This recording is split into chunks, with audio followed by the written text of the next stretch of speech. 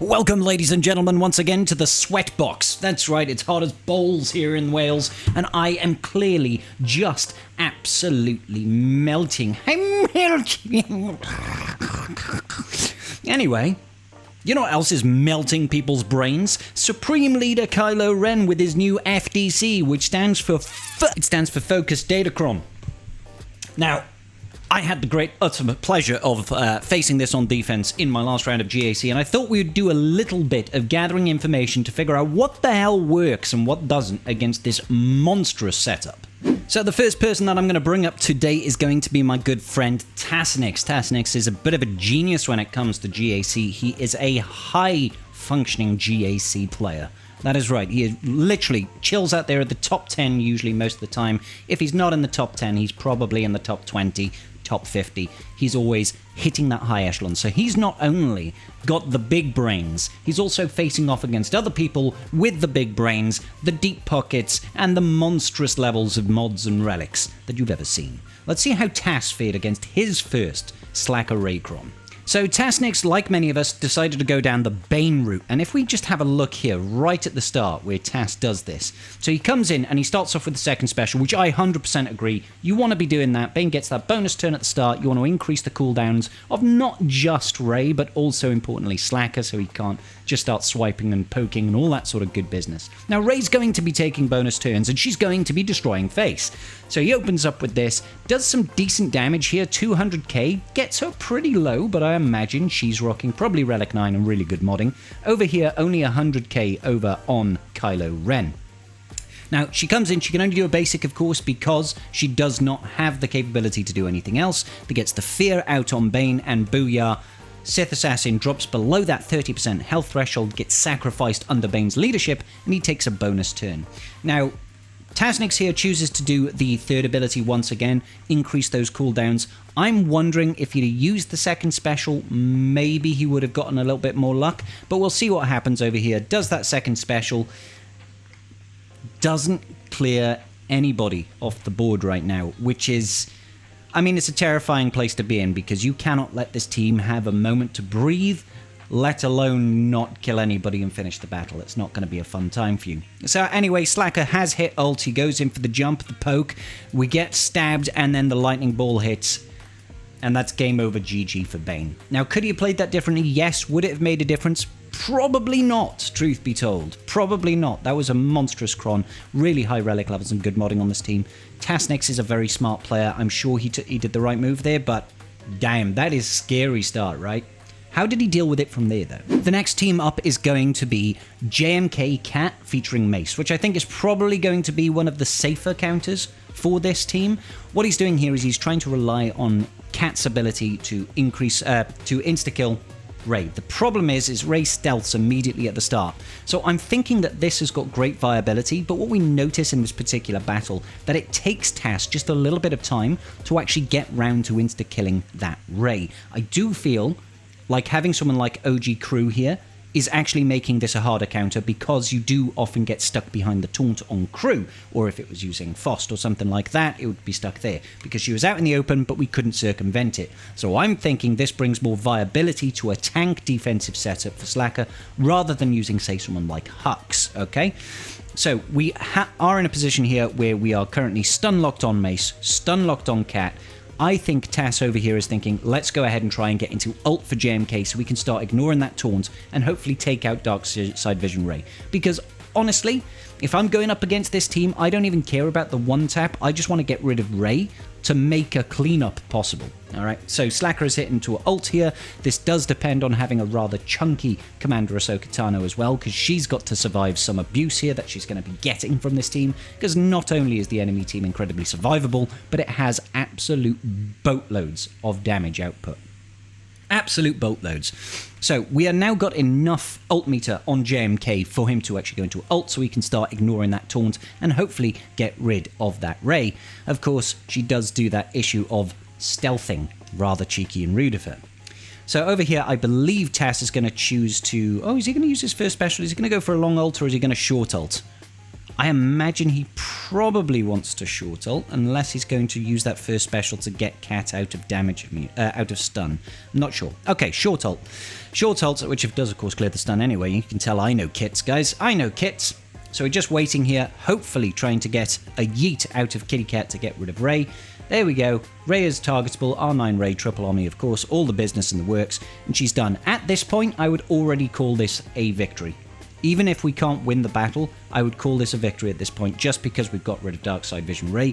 The worst thing that could happen at this point is you get a game crash and you can't register the actual battle. So, rightfully so, he goes in here and he starts focusing down Kylo Ren. Could he have potentially taken out Slacker? Maybe. Hard to say. This is another reason why I like Mace in this, because Mace being able to land ability blocks, but also against non-galactic legend characters, getting that shatter point is going to reduce their defense and max health, making them that much easier to take out. Which under Dark Side Vision Rey, particularly with her Chron, they are very, very chunky individuals. And Mace has another ability that he can target JMK with and raise his mastery, which, whilst minor, is still a nice little benefit. So over here, we do eventually get rid of Kylo Ren, but unfortunately I believe that Supreme Leader Kylo just has a little bit too much mastery gains already, and the Datacron itself does provide a lot of ramping crit damage, which is never a fun thing, so I believe he does actually end up Uno reversing and losing this battle, but it is a moral victory, because we've got it down to just Slacker.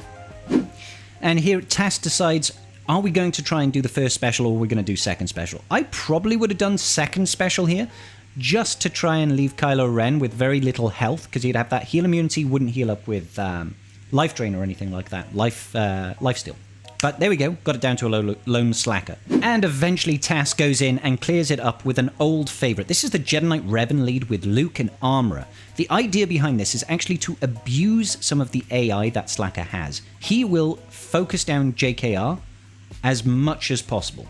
Like, he'll just keep hitting him until he gets rid of him completely. So you know that Jedi Knight Revan is going to be the one that gets hit. So if you get triple stacks of Beskar armor on Jedi Knight Revan, he can't be crit, which means ramping up not ramping up mastery, but ramping up the ult meter of Slacker becomes very difficult. It also offers a surprising amount of survivability on Jedi Knight Revan. You'd be surprised at how long this guy can last, even against a GL.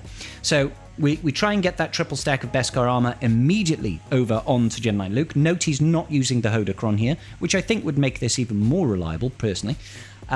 He's just literally going in with a standard Chron over here, and does actually manage to clear out Supreme Leader Kylo Ren, which I think is great. Nice little solo cleanup for you there, guys.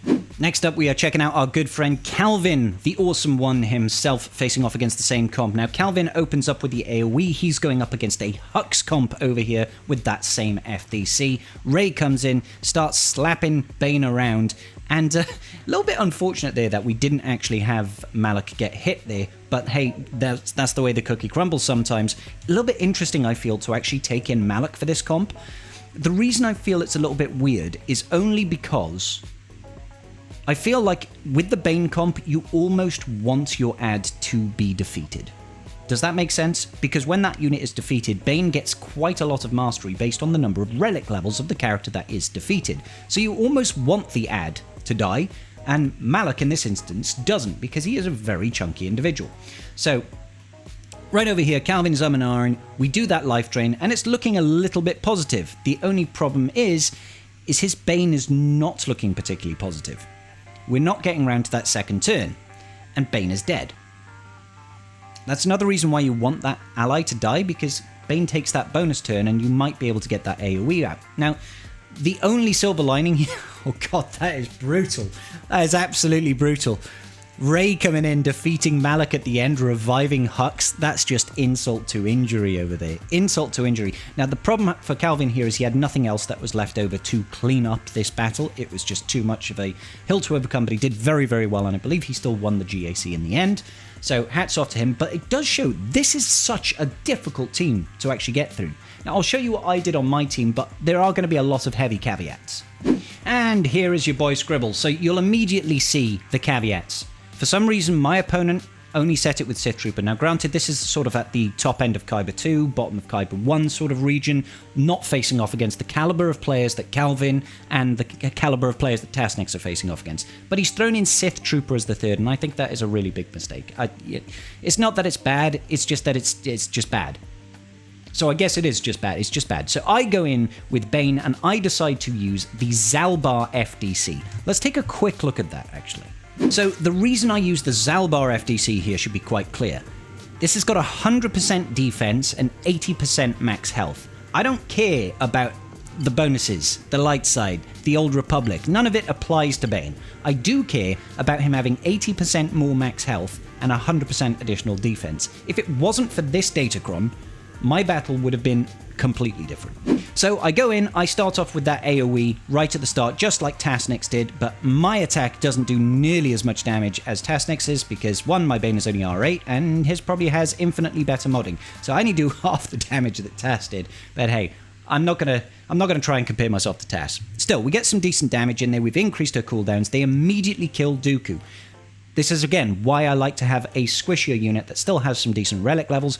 It gives me a bonus turn. So over here, I go to use that first special to dispel those buffs and hopefully do a lot of damage, and I'm hoping against hope that we just wipe Rey off the board. It's just so painful, guys. It's just so painful. Like, we do 200,000 damage, and she's left with 30% of her max health. Unfortunately, not quite enough to immediately see her off, but overall, I'd still call that quite a good victory there. She does all of her damage, and I am now in utter shock. I was just like, oh my god, Bane, please survive. That second AoE clears out Rey, but look at our health and protection right now. Look how close we come to dying. All of these pokes. This is why that Zalbar Cron is the saving grace. If it wasn't for that Zalbar Cron, we would have been absolutely cooked. That 100% defense, 80% max health is the only thing keeping us in. Now the problem arises again is that Slacker, as you see there, is absorbing the accuracy on Bane. So the longer this fight goes on, the less and less likely it is that I am going to win. All right, because every swipe he's taking away accuracy from me. So I miss quite a lot. You'll notice here, miss, and I'm like, oh my god, we're not going to be successful here.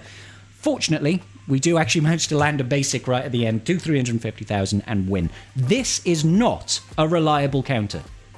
This is not a reliable counter. I think people are probably better off going JMK, maybe 2-tapping the team, get rid of Rey, and do a cleanup. Maybe Bane is the cleanup. You could risk it for the biscuit on this and probably still be okay, but honestly, this is a dangerous team. This is probably the team to beat right now. So I want to ask you guys at home, what teams have you been using to try and deal with this absolute monster of a team on defense? Let me know your secrets, because we're going to need this. This is going to be the 3v3 defensive team right now. We need a plan. We need a plan, baby. Anyway, make sure you do like and leave me a comment in the comment section down below, and I will see you all in the very next video. Peace out, and may the Force be with you.